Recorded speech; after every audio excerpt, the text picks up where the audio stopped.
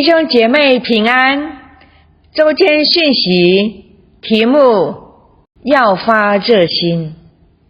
圣经启示录3章19节到20节，凡我所疼爱的，我就责备管教，所以你要发热心，也要悔改。看哪，我站在门外叩门，若有听见我声音而开门的，我要进到他那里去，我与他，他与我一起吃饭。主耶稣呼召我们与他一同坐席。我们要为着这件事发热心，天天花时间与他约会，与他一同坐席，让这件事在我们的生命里第一位。我们可以没时间逛街，没时间看手机，没时间聊天，没时间看电视，但不能没有时间与主一同坐席。我们蒙了荣耀的呼召，被选作主耶稣的心腹，不能没时间与天上新郎一同坐席。我们亲近主，花时间张扬主的荣美，主的荣耀改变我们，主的圣洁进入我们里面，主那智慧和聪明的灵，磨练和能力的灵，知识和敬畏耶和华的灵充满我们，使我们成为得胜的基督精兵。我们天天住在主的同在中，当主叫我们去做某件事，我们就顺服。我们必须去做他要我们做的事。我们与主有亲密的关系，住在主的同在中。主会开启我们的心眼，让我们看见他摆在我们周围要我们服侍的人事物。因着常与主一同坐席，我们与主同心同行，渴望明白他的心意，也仰望他指示我们该怎么做。我们会被主差派去完成不可能的任务。我们知道没有主耶稣的帮助，我们无法完成任务。我们顺服主的带领，并紧紧依靠主，贴近主。我们应该祷告说，主，你要我做什么，我就做什么，但你要与我同在。若做这事能使你得荣耀，我相信你会赐给我能力。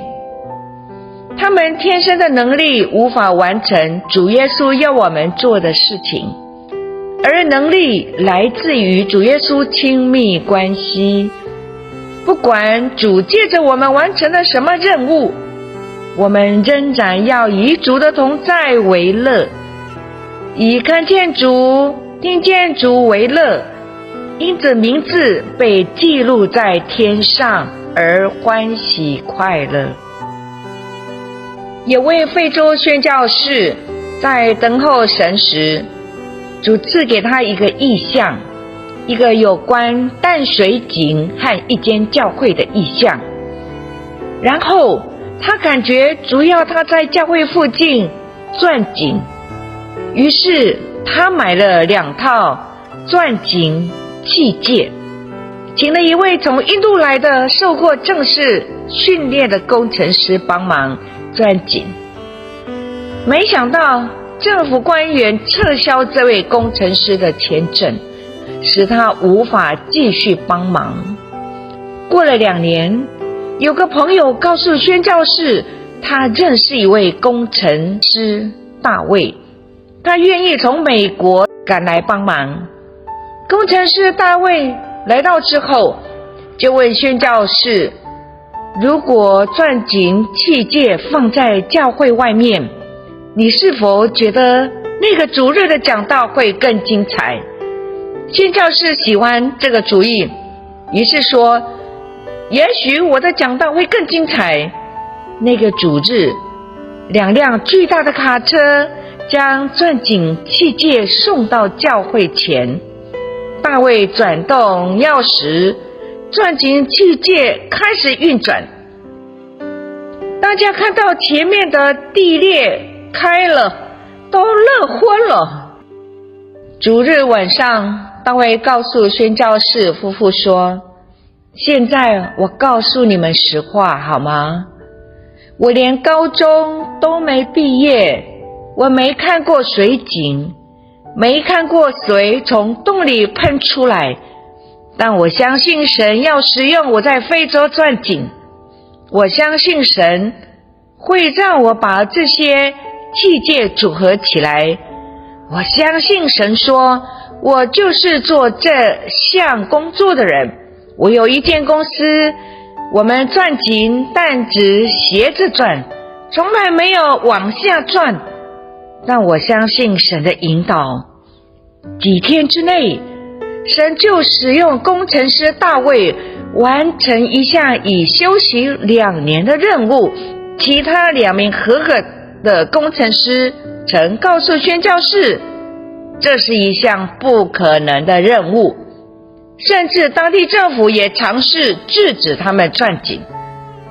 虽然如此，神差遣了一个人，他相信神在隐秘处告诉他的话，相信神会赐给他能力，将钻井机械组合起来。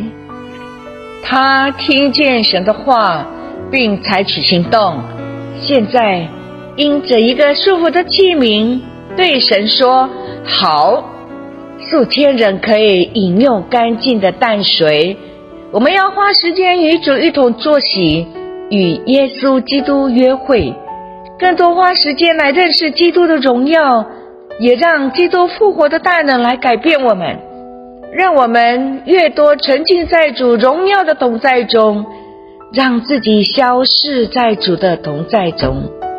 主复活的大能会致死我们的己生命，我们越丰富的得着主，越来越贴近主和主的心意，我们为他所做的工就不会混杂着天然的喜好与感觉，这样我们为他所做的工必定更好。阿们。我们一起祷告。天父，你对所爱的人，你都责备管教，所以我们要热心，要悔改。耶稣，你站在心门外敲门，听见你的声音就开门，你要进入我心，与我同住。谢谢你，奉主耶稣的名祷告，阿们。